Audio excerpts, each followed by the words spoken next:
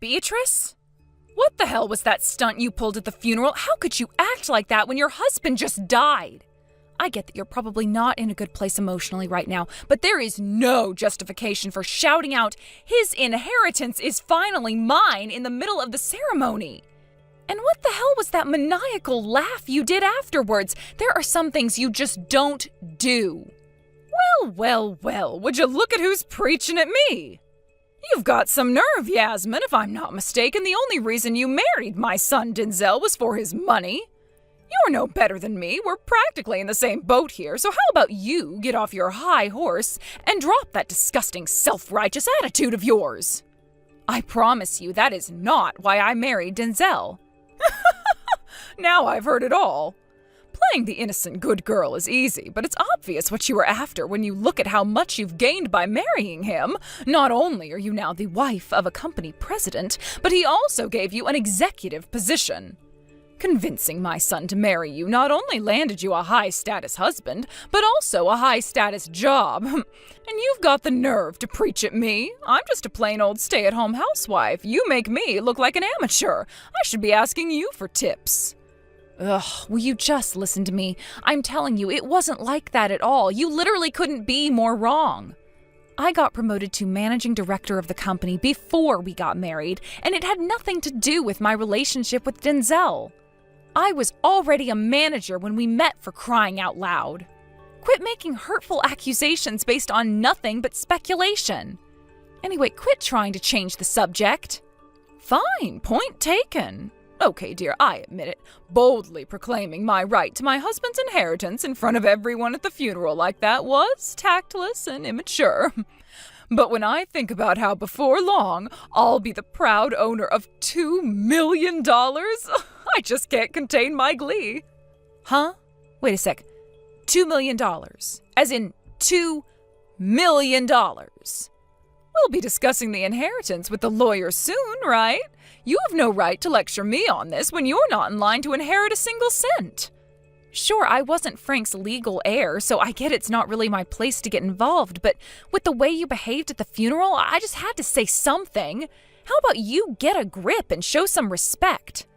That was Frank's, your husband's funeral. Would it really have hurt you to have shown some respect for the deceased? How do you think he'd feel if he knew you were after his money all along?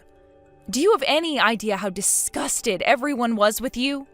I don't know how else to tell you this, so I'm just gonna say it. The entire family despises you now, so I think you should proceed very carefully from here on out. Who cares? They're just jealous that I'm about to inherit a cool $2 million, and they're gonna be left broke and penniless by the wayside. Getting upset over everyone's petty complaints wouldn't get me anywhere now, would it? Beatrice, won't you please just listen to me? Won't you just try to understand what I'm saying here as your daughter-in-law? Frank was loved by a lot of people. Surely you can understand why they might be shocked at you bragging about your inheritance at his funeral. Surely you can see why it might not be wise to go around making enemies like this. You need to be careful. I'm serious. I don't know what might happen if you make any more careless, insensitive remarks like that. This could have serious knock-on effects down the line for you. Fine. Point taken. Is the sermon over now, Vicar? Can I go home? Jeez, I'm so bored of your whining, I think I might actually keep my mouth shut in the future if it means being spared the self-righteous preaching. Wow. You have no intention of self-reflecting, do you? Fine, whatever. If the threat of my preaching is what it takes for you not to say outrageously hurtful things, then so be it. Please be more careful in the future. You really are the most insolent little witch I've ever met.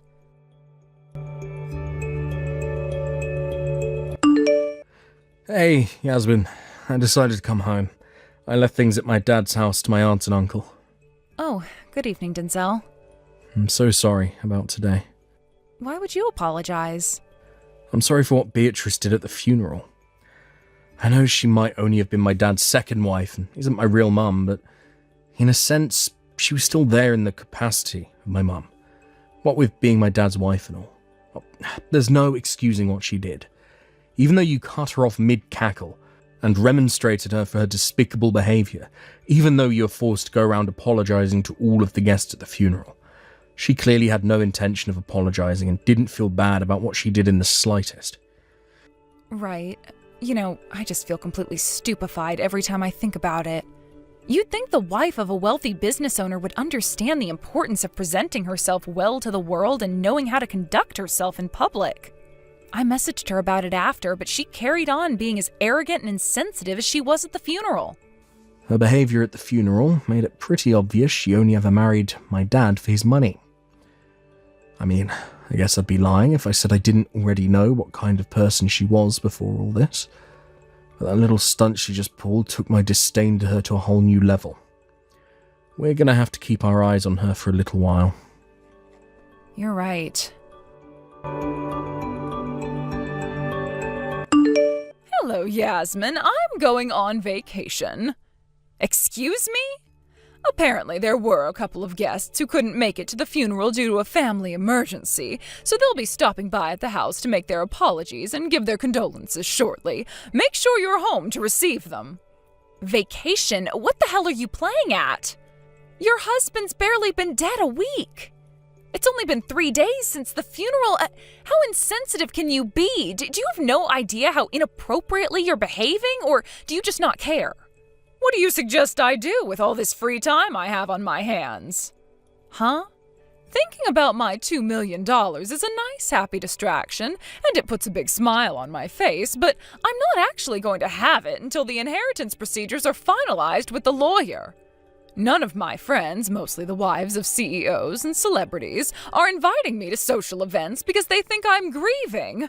To make matters worse, I can't even stay at the house because of all the gloomy, miserable people showing up to give their condolences. If I don't get a change of scenery soon, I might get depressed and kill myself. Oh my God! Well, your friends are obviously mistaken because you're clearly not grieving at all. I can't even believe what I'm reading. Is there nothing but a big black hole where your heart should be? Quit lecturing me and come to the house immediately. I've already left. I can't risk missing my flight. Your flight? What the hell? All right, toodles, honey pumpkin. Gah! When are you going to stop acting like this?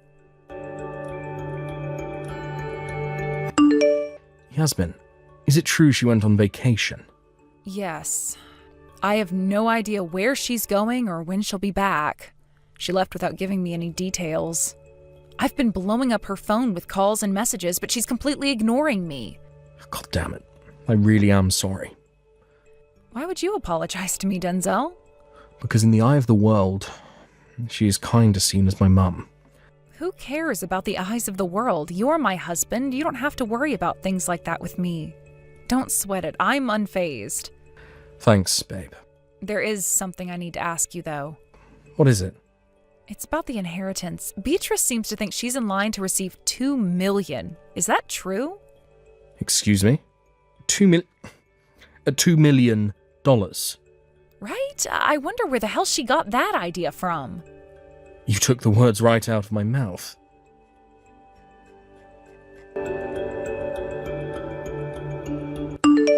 What in the Lord's almighty name is going on here? What the hell was that crap written on that will? It said all of my husband's properties and assets went to Denzel while he was still alive? And I, his wife, am left with nothing but a measly $50,000? The rest of his money was donated to a cancer charity. Oh, I can't believe it. This is the ultimate betrayal. Yep, there you have it. You kind of just answered your own question, so I'm not really sure what to say. Seems like you understand the will perfectly. What did you do? This is all the result of one of your cunning little schemes, isn't it, woman? I bet you've been planning this scenario ever since my husband was still alive, haven't you? No, the will has nothing to do with me. What happened to the $2 million I was supposed to inherit? Yeah, about that. I never really understood how you managed to convince yourself you were in line to inherit $2 million. Would you mind explaining? What is there to explain? Isn't it obvious? I heard his first wife got $2 million, so I thought I'd get the same. Why would he pay his current wife less than his ex? Huh? By his ex-wife, do you mean Denzel's mother? Who else would I be talking about, bird brain? Ah, I think I understand now. Where the hell did my $2 million disappear to? Your $2 million is already gone. Huh? What did you just say? How could my $2 million be gone? What does that even mean? Denzel's mom manages a high-end burger joint in New York. Frank owned it, but she runs it. Apparently the yearly revenue hit the $2 million mark just before Frank passed away. Huh? A yearly revenue? I'm guessing that's where you got the $2 million figure from. Oh, and before you get excited, the restaurant was left to Denzel's little brother and his wife, so you won't be getting that either. Basically, that $2 million you convinced yourself you were set to inherit didn't actually have anything to do with the inheritance at all. Oh my God. Oh, this can't be happening. You mean my $2 million never even existed? Yes, exactly. Still, you did get $50,000. That's hardly a small sum of money, Beatrice. Surely that should be enough for you. $50,000 is nothing, you imbecile. It'll be gone before I even manage to pay off all my debts. Huh? Your debts? Since when were you in debt? I thought I was in line to receive a fat $2 million, so I started being a little liberal with my spending. I ate at luxury restaurants, replaced my entire wardrobe with branded clothing, and even started visiting a male strip club. And that's not to even mention my vacation to Hawaii and my stay at their best luxury 5-star hotel. How do you think I paid for all of that stuff? I went into debt, you idiot! Wow. So are you telling me the total of all that stuff came to more than $50,000? I'll be completely broke when I pay everything off. What are you going to do to fix this, young lady? And why exactly would I do that? Aha, of course! You're to relinquish your position as managing director at my son's company to me at once. Excuse me? Everyone knows corporate bigwigs get paid absurd sums of money to do nothing but laze around in their offices while barking orders at people all day. Even I, a stay-at-home housewife, could do that. Yes, that's it. The solution to my problems. With your salary, I'll have my debt paid off in no time, and before long, I'll be able to start spending money and enjoying my life again. I can assure you, managing a company definitely isn't as much of a cakewalk as you seem to think it is. Huh? Sure, me being chosen for this job is unprecedented at the company with how young I am, so I guess an outsider could be forgiven for thinking it's not that difficult if someone my age can do it. But the only reason I made it this far is because I worked hard ever since day one. I made my way up through the ranks and did everything by the book. I certainly didn't make it to where I am through special treatment, and it didn't have anything to do with me being Denzel, the company president's wife. I earned my position through nothing but grit, determination, and hard work, and that's a fact. Wow, Yasmin, there's no need to get upset. How the heck did you think I was going to respond to hearing my job being described as lazing around in my office while barking orders at people all day, after slowly clawing my way through the ranks by sacrificing my personal life due to constant overtime and overnight stays at the office for years to get it? It'd be weirder if having to deal with a crazy bitch like you didn't make me angry. Fine, point taken. You can keep your job. But you are going to have to provide me with some form of recompense for the unfortunate situation you've put me in. You'll spare some money for your mother-in-law, won't you, dear? I'm in a rather awkward position here. For the situation I put you in? What the hell are you talking about? Anyway, don't you have your pension? Why can't you live on that? Sure I do, but it's hardly much. I sure as heck won't be able to rely on it for the rest of my life. I need security, dear. And why is that my problem? You can play the sympathy card till you're blue in the face for all I care. I'm not giving you a single cent. Denzel is the CEO now after inheriting the company from his dad. You are not, nor have you ever, been in any position to interfere with anything related to the company. Surely if you put in a good word for me with Denzel, he'll be able to arrange some monthly payments for me to live on. It's not like I'm asking for much, just $10,000 a month will do. Are you seriously asking for $10,000 a month from a company you have nothing to do with? Your arrogance truly knows no bounds. Then what do you suggest I do? Would you see me out on the streets begging for handouts? Would it really kill you to get a job? Huh? A job? You're still in your 40s. There's literally no reason you can't get a job and work like the rest of us. If you want to work at our company, then you'll just have to apply when we start recruiting again, just like anyone else would. You're not entitled to handouts or easy access just because of me and Denzel. On the other hand, there's also no reason you can't get a job there if you meet the conditions and make a good impression during the interview. So why not go for it? Who the hell do you think you are, young lady? This is no way to speak to your mother-in-law, you condescending little brat. You should think more carefully before you speak. You're my daughter-in-law, and you and my son have a sacred duty to provide for me. Actually, you're technically not related to either of us anymore. Huh? You were Denzel's mother-in-law, which I guess kind of made you my mom-in-law too. But what with his dad passing, you're nothing but strangers to us both now. I... Also, the house you're currently living in belongs to Denzel now. If you want to carry on living there, you're gonna have to start paying rent. Rent? Based on the size of the place and the way the rental market's going lately, you're probably gonna be looking at least $2,000 a month. $2,000 a month? Have you lost your goddamn mind? If it's too much for you, I suggest you find somewhere else to live. But I don't have any money.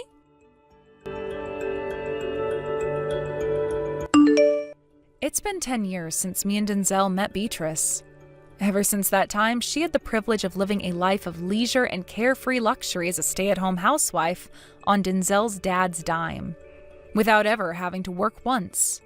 However, her life of luxury and relaxation fell apart in an instant with the shocking and sudden passing of her husband. As expected, the $50,000 she did inherit immediately disappeared when she used it to pay off the debt she'd accrued after spectacularly convincing herself she was set to receive a tidy $2 million. In a desperate attempt to avoid working, she begged her relatives for money. But unfortunately for her, the whole family disowned her after witnessing her reprehensible antics at the funeral, and she didn't have a soul left in the world to rely on. When they suggested she go to the job center to try and find work, to everyone's surprise, she actually listened and, miraculously, actually found a job. She finally moved out of Denzel's house 2 weeks ago. Maybe you won't be surprised to hear she got into a fight with one of her coworkers on her first day at her new job. And with that, her prospects of carrying on there disintegrated. With that, Beatrice's attempt at reintegrating into society after 10 years flopped in an epic fashion. And she found herself once again lost, desperate, broke, and alone. Thank you for watching. Please subscribe and hit the like button. See you next time.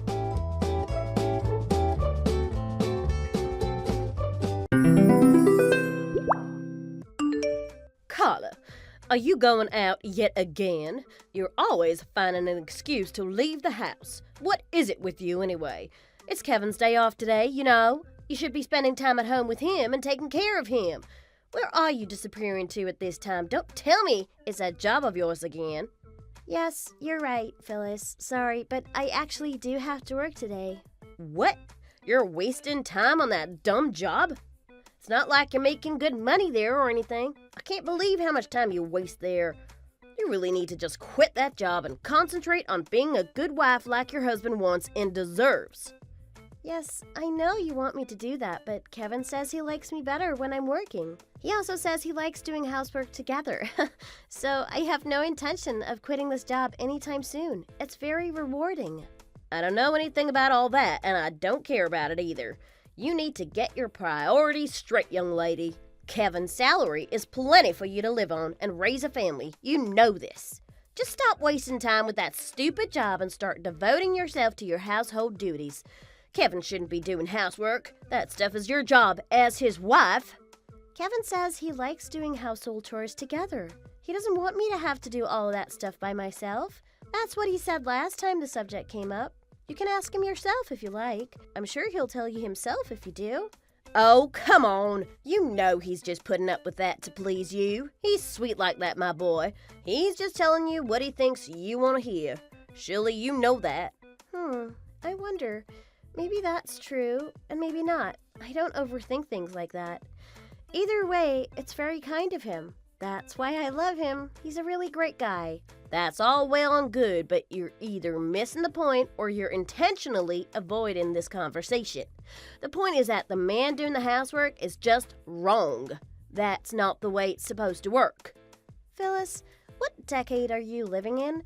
I think you need to update your views on this subject. I mean, in this day and age, they're actually house husbands, not just housewives. Did you know that? And it's perfectly normal for couples to help each other with housework, especially when they both work and earn money. That's just a few people. They're a vocal minority who the media's always making a big deal about. I watch the news. I can assure you that the actual number of men doing housework these days is extremely low. Extremely. Nobody I know is doing that for sure. Oh, I see. I guess you must have more information about it than I do. I know that Carl is really strict about the issue, right? It seems that way. He makes you do absolutely all the housework, doesn't he? Well, when you say it that way, it sounds like he's demanding something unreasonable from me, but I assure you that's not the case. Anyway, I'm not worried about all this. My husband and I are on the same page. I'm not planning on marrying anyone else. As I said, Kevin and I are very happy together. You just love to contradict me, don't you? You've always got an answer for everything. It's pretty exasperating, you know. Listen, I'm telling you all this for my son's sake and for the sake of your marriage to him. I mean, the first thing I saw was that none of the laundry is finished and whatever you're trying to make for dinner tastes really bad. It's just salty and spicy with no other flavor at all. Well, I guess that dish was a loser. Back to the drawing board. Ha. There's nothing funny about it. It's barely edible. Why aren't you taking this more seriously? It's important. Have you thought about going to cooking school? I think it's a good idea and you should enroll immediately. I really feel bad for Kevin if he has to eat food like that every day. Poor thing. It's really no laughing matter. Phyllis, I'm laughing because it was Kevin who made that dish for tonight, not me. Sorry, but the joke's on you. He's been trying his hand at a few dishes lately with mixed results. I love him for the effort he makes, though. Huh? You mean you're forcing him to cook all the time? What kind of a wife are you anyway? No, he's just been watching a cooking show on TV, and he decided that he wanted to challenge himself. He was working hard on that dish all day today. I hate to be the one to tell him that it's a loser. Oh, really? Well, I didn't know. Yeah, he really put a lot of effort into it, but if you say it's no good, then it's no good.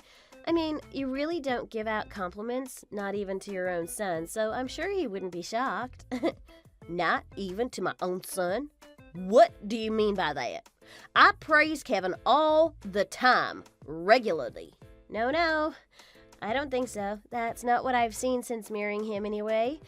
But the truth is that you actually have eaten food that Kevin cooked himself several times already. You just don't know it. What? Why did you keep that a secret from me? It's not nice to leave me out of the loop, you know. We just thought that it was kind of a hassle to tell you about it every single time it happened, so we decided to keep mum about it. Wait a minute. Wait, let me get this straight. You mean to tell me that when I ate Kevin's cooking and said it was no good, you were telling him I said that about it? Yep, that's pretty much the size of it. I mean, I had to tell him something. He wanted to know what you said. But don't worry about it. He takes it all in his stride. Kevin says that it just motivates him to cook more. He takes his motivation where he can find it. But of course I'm worried about it. You can't just keep me in the dark like that. You have to let me know about that kind of thing from the very start, before I say something that he might take wrong. Now Kevin's feelings are hurt because you didn't tell me about it. It's your fault. No, I really don't think so. Why do you think that? Like I said, it doesn't upset him. I mean, does it really matter who makes it? If it tastes good, it tastes good, and if it's no good, it's no good, right? Well, I suppose so. Still, you should fill me in on that kind of information from now on. I guess I do see your point. You just want the communication lines to stay open. You're just trying to show me the right way to go about doing things, right? The correct procedure for avoiding conflict or hurt feelings, right? Yes, that's it. That's exactly what I'm doing. I'm just showing you how things should be done. Okay, now I get it. We're on the same page now. I think. From now on, I'll be sure to let you know about that kind of thing so you're not in the dark about it. Yes, very good then. Thank you, I appreciate it. Please be sure to do that from now on. Things will be better if you do. Alrighty then. I have to go back to work now, so I'll see you later. What? No, that's not what happens now. Hang on a minute. We're not done talking yet. I still have things to talk to you about. Wait a minute.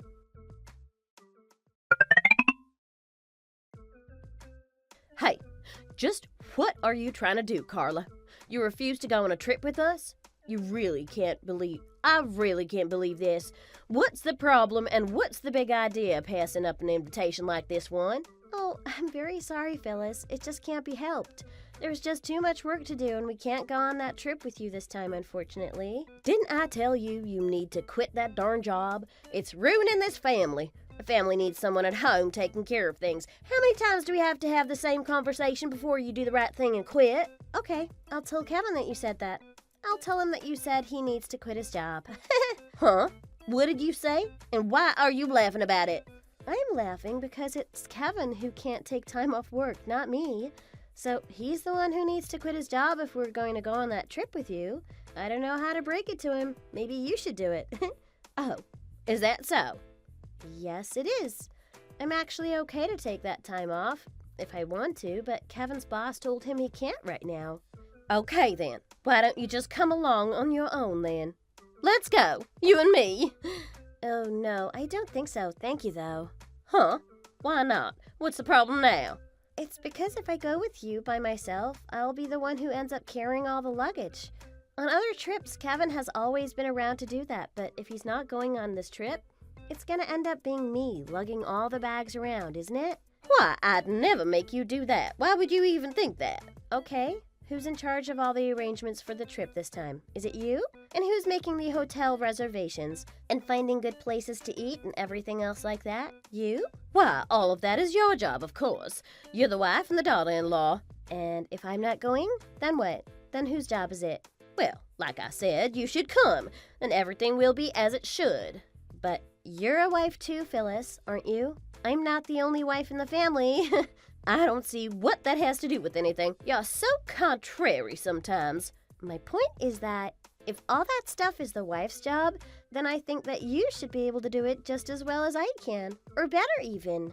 Now you listen here, Missy. You're just trying to rile me up, aren't you? I know your game. That's not nice, especially when I've been kind enough to invite you on this trip with me. We're even going to be staying at a really nice hotel and everything. It's a 5-star place with several great restaurants in it and all kinds of other good stuff. You may never have a chance to stay at a place like that again. Be that as it may, I really don't want to be the one you turn to for every little thing, so I'll pass on this trip. Thank you. I'd really like to know what you're trying to prove by refusing my generous invitation. As I said, Phyllis, I'm very sorry, but you really should try to understand something important about me and about my marriage. Oh, and what might that be? Please, educate me, Professor. It's important that you understand that if I leave home for several days to take a trip with you or to do anything else, it means that I'm leaving Kevin all alone. And that's precisely the thing that you're always lecturing me about. You do see that, don't you? I mean, if I have to do overtime at work, or if I have to go out to run errands or get things done, you're always right there telling me that I'm a bad wife for not being at home. Those two are two totally different situations. Apples and oranges. There's no comparison there. Are they really different, though? To me, they're exactly the same thing. You say it's okay for me to leave him if it suits your purposes, but it's not okay if I leave him because of my job. Also, Kevin already told me that if you invite me to go on this trip without him, I should tell you exactly what I told you just now. He said that I should say no. Excuse me? I don't believe that for a second. Stop making things up. Well, I promise you it's true, so you'll have to forgive us both for not accompanying you on this trip, but our schedules just won't permit it. We'll just have to go with you on the next one. That'll be fun. I'm sure you'll do just fine making the reservations and so forth on your own this time. Okay, I do need to get back to work now, so have a great day, okay? Wait a moment. Just hang on. I'm not through talking to you yet. Come back here. Hello? Are you listening?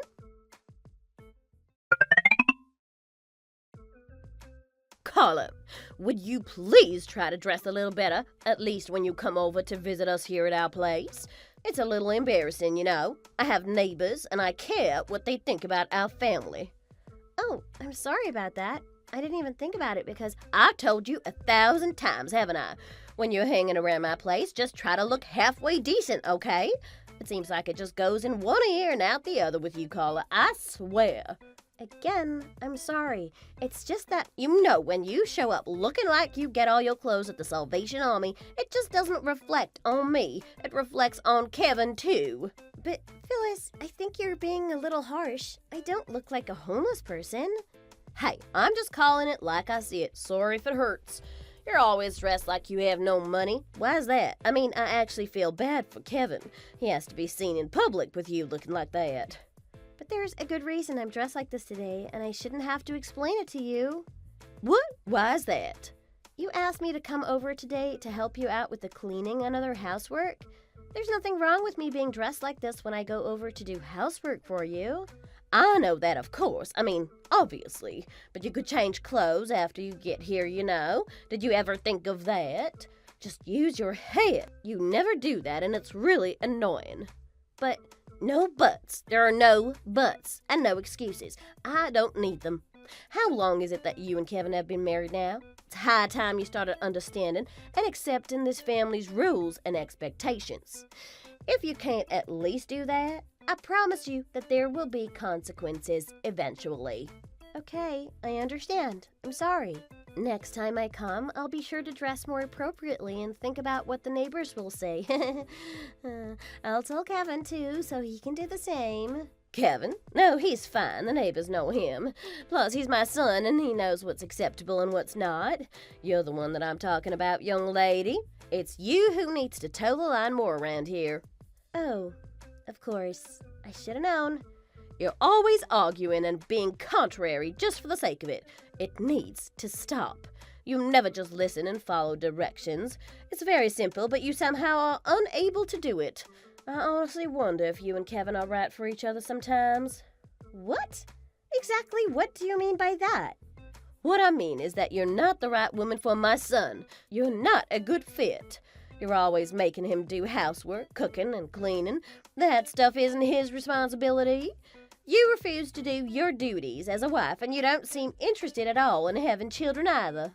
Well, that is true, actually. You're not technically wrong about any of that, but he spoils you much too much just because you have a pretty face. He really should just divorce you and find someone better and more suitable for him. He could find another woman in a heartbeat. What? Did you just say that he should divorce me? Did I hear you right? Yes, that is what I said, and you heard me right.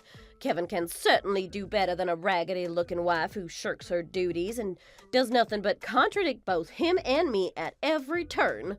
So yes, I said it. There, now we can do what needs to be done. You two need to get a divorce immediately. Huh? You must be joking. I just told you to divorce my son, and it is no joke. The proper response isn't, huh? The proper response is, yes, you're right. We'll do that right away. Wait a minute now, Phyllis. You're way out of line. Why are you suddenly demanding that Kevin and I split up? How is this even a conversation that we're having? Because you aren't right for each other. I've told you over and over again. There's someone out there who would make a better wife for him. I just know it. And you're in the way of him finding that person, so you need to move on. Kevin and I have no intention of divorcing. Neither of us wants to do that in the least. Maybe you don't want that, but don't presume to speak for my son. I know him better than you do. Kevin's a handsome boy with a good job at a good company and a bright future. And on top of all that, he's smart like his mama. I'm sure Kevin's father would agree with me that the two of you need to split up. But I told you no buts. They are useless.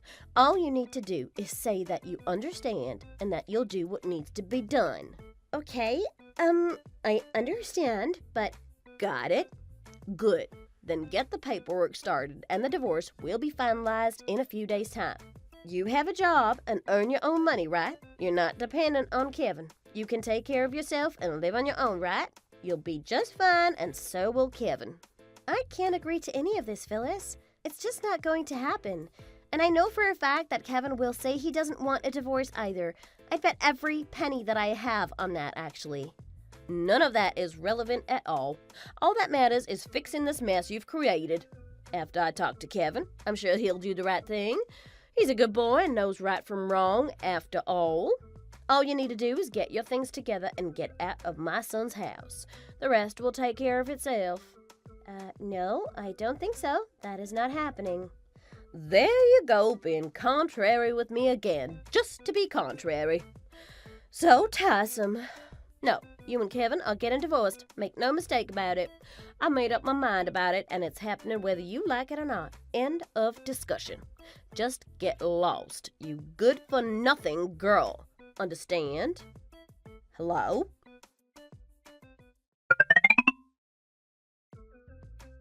Carla, do you know why you haven't heard anything from me this week? Are you even interested? It really isn't very smart of you to just go on a trip and not keep an eye on what's going on around here, especially after you ghosted me last week. What? What have you been up to, Phyllis? I can't even guess. Me? Well, I took the opportunity to get your divorce papers written up and submitted just now. Carl helped me get it done. See, I told you he was in agreement with me about getting rid of you. Excuse me? Divorce papers? And you said that you submitted them for us?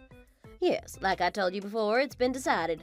The divorce papers were for you and Kevin. Since you wouldn't do the right thing, I had to do it for you. But I never signed any divorce papers, and neither did Kevin. That's the only way a divorce is supposed to happen. What's going on? What on earth have you done? I'm almost afraid to ask.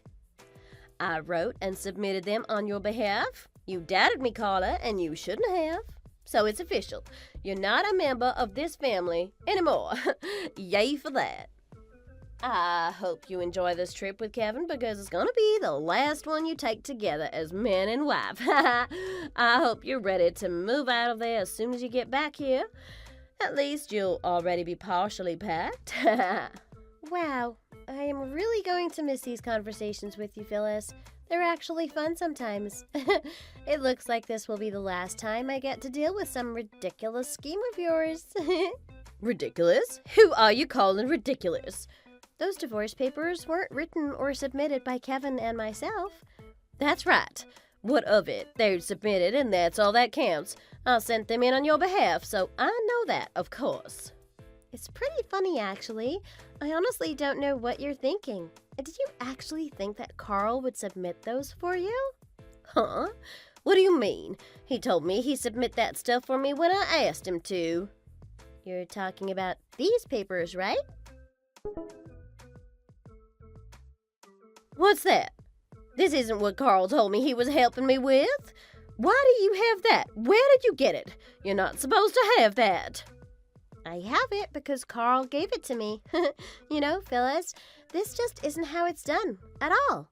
You can't just submit divorce papers on someone else's behalf without their knowledge, participation, or consent. It's illegal, for your information. Those papers you sent were essentially forgeries since neither Kevin nor I had anything to do with them. Well, you two refused to just do the right thing and sign them, so that's why I took the initiative and did it for you. Just like I told you I would. You've doubted me for the last time. Yeah, and that's a crime.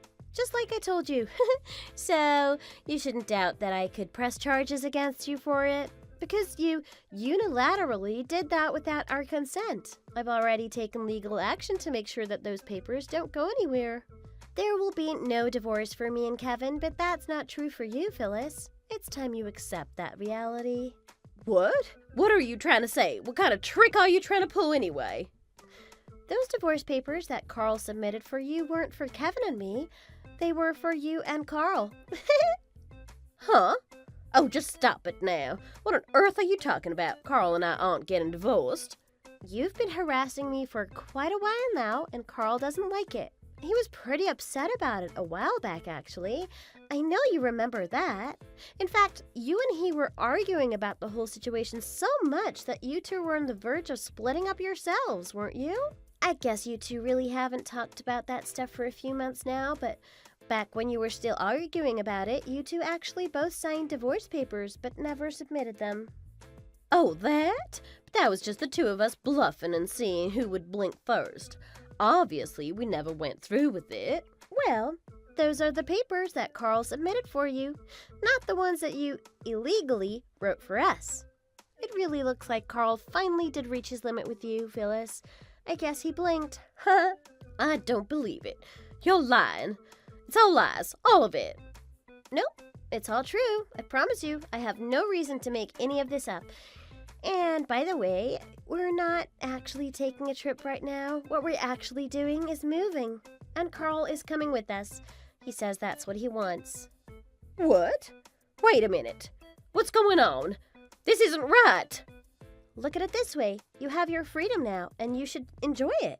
You don't have to constantly be annoyed with me or try to train me to be what you think is a good wife anymore either. You're free of all that now. Isn't it wonderful? Aren't you excited? I'm happy for you. Hold on here. This is all wrong. Why am I suddenly the one who has to get divorced? This is just unforgivable. You're the only one around here who should be asking for forgiveness. And incidentally, Carl has always been against Kevin and I getting a divorce. He never supported your plans, ever. The only thing he's ever been in support of is cutting ties with you. And now that's exactly what he's doing. He's even helping us move into our new place. I have to admit, I don't think I've ever seen him smile as much as I have been lately. I don't know. But you don't seem very happy, Phyllis. Why not? After all, you're finally getting rid of your good-for-nothing, poor-looking and insolent daughter-in-law. Isn't that what you wanted? Isn't that what you've been yearning for this whole time? Although, it's only fair that I tell you that you've been misjudging both me and my clothing all along. What do you mean by that? There's no two ways about it. You always look like you're either homeless or on the verge of being homeless. Phyllis, my income last year was $1.2 million. Is that enough money for you? Excuse me? Million? Are you sure there aren't a few extra zeros in there? Nope. There are exactly as many zeros as there should be. Pretty awesome, right? I'll be honest, I really didn't think that it would go this well when I started, but it really took off. I'm still a bit stunned by it, actually. It's all happening so fast. But it's really all thanks to Kevin. He's been so supportive and helpful every step of the way. What are you talking about? I don't understand. You earned $1.2 million yourself? All on your own? What? Basically, yes. It's all been on my own for the most part. You see, you've spent a lot of time criticizing me for working, but you've never taken the time to ask me what kind of company I'm running. Running a company? I didn't know that. You're telling me that you're a company president? That's right. That's exactly what I am. Kevin and Carl both know all about it and have been extremely supportive every step of the way. And thanks to them, and also a lot of hard work, things have gone really, really well, and we're able to build ourselves a nice new home with plenty of space. I really can't thank the two of them enough for all their help and support with all of it. A home? You mean a new house? So that house will be for you and Kevin to live in? No, of course not, silly. We'd be lonely just the two of us in that great big house. Kevin and I will be living there along with Carl and our new baby who's on the way soon. A baby? What? When did this happen? You're pregnant? That's wonderful. Yes, I'm in my 4th month right now and it's going great so far. Why didn't you let me know about it? I can't believe I'm just finding out about this now. Well, there's a very good reason for that, Phyllis. And that's because I really didn't think it was necessary. Not necessary? How can you even say that? How can you even think that? I mean, why would you think it wasn't necessary to tell me about my first grandchild? I don't understand what you could have been thinking. Why? I mean, you and Carl were clearly not going to last much longer. That was obvious to everyone except you, apparently. So if you were leaving the family, why would I go to the trouble of letting you know about any family matter like this? Maybe if you'd ever treated me with kindness and respect, I might have felt differently about it, but... Excuse me? I'm not leaving the family. Wait just 1 minute. Don't assume that all this is just finished. Carl and I absolutely not getting divorced. I don't agree to that. I'm as much a part of this family as you are, dear, and I'm not leaving it any more than you are. Oh, what was that you just said? Could you please repeat that? Suddenly, I'm part of the family again. How did that happen? Well, now I know that you're pregnant with Kevin's baby and you make good money. I see that I was wrong. Let's all just get along and be the happy family that we should be. It's the right thing to do after all. No. I don't think that'll be happening. Not at all. Why not? Why wouldn't we just go back to the way things were? Well, for starters, you're about to be divorced from Carl, and that house that you've been living in with him is going to be sold out from under you very soon. Then you'll actually be homeless, not just looking like you're homeless. Also, you won't ever meet your grandchild, not if I have anything to say about it. And whether or not I have money isn't your concern anymore and never will be again. Wait a minute. Carla, please. You've gotten off on the wrong foot. Let's talk about this like reasonable adults. I was wrong and I was misunderstanding so many things. I thought you weren't right for Kevin, but you are. You two are obviously perfect for each other and very much in love. My attitude toward you was horrible, and I apologize. I'm very sorry. No, there's no need for that. No need at all. You tormenting me was worthy of an elementary school playground. That's not how reasonable adults treat each other. No need for an apology? Really? Does that mean you forgive me? No, that's not what I'm saying at all. What I'm saying is that regardless of apologies, forgiveness, or whether or not we're family, I want nothing more to do with you, ever again. And I certainly have no need for insincere and self-serving apologies from you. It's pretty insulting, actually. It's not insincere. I really have seen the error of my ways. I'm sorry. And I'll change. I promise. No, I don't think so. You've given me no reason to believe that you'll actually change or that you're even capable of it. You're losing your family because of what you've done, and you're in a panic about it, obviously. So you're apologizing as hard as you can in the hopes that you can change the situation. Admit it. But that's not true. I'm not insincere. I really do see that I was wrong and that I treated you poorly. I do. Oh, is that a fact? If it's true, that's great. Then I'll leave you to ruminate on all that for the rest of your life. And you can do that on your own without your family and without me to push around anymore. Wait, don't go! I promise I'll never treat you that way again, okay? I swear. And I'll never try to break you and Kevin up again either. Never again. Look, Phyllis, it's like I told you already. It's out of your hands now. I don't care anymore about how you treat me or whether or not you try to break up my marriage to your son. He and I are in love, and nothing you've ever done or ever could do will affect our marriage in the least. But when the baby's born, you'll need some help taking care of it. I can be there both for the baby and for you. If you'll let me, I can help. If I need help with the baby, I'd sooner pay money and hire a stranger that I can trust than have you be near my child. You aren't trustworthy. And besides, I already have a nursery set up right next to my home office and good people to help me if I need it. We're all set here. But think about this, Carla. You'll never be able to concentrate on your work like that. No matter how much money you have, it makes no sense to pay someone when I can help out for free. Phyllis, listen to me. I'm telling you that I don't care about the money. You will not be coming anywhere near me or my baby. We're already setting everything up for the baby at home, and none of the preparations or plans involve you.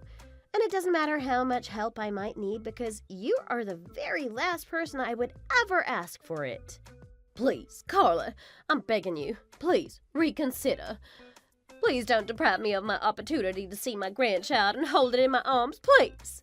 Can we work this out somehow? There must be a way. No, you can cry and beg as much as you like, but I will not ever introduce you to my child, and you will not be hearing about it when it's born. But why? Why? All you need to do is reflect on the things you've done to me, your son, and your husband, Phyllis. That's the only thing you need to do. Best of luck to you. Have a nice life. Wait, please. Just wait. Please. I'm sorry. Please forgive me. Please answer me. Please.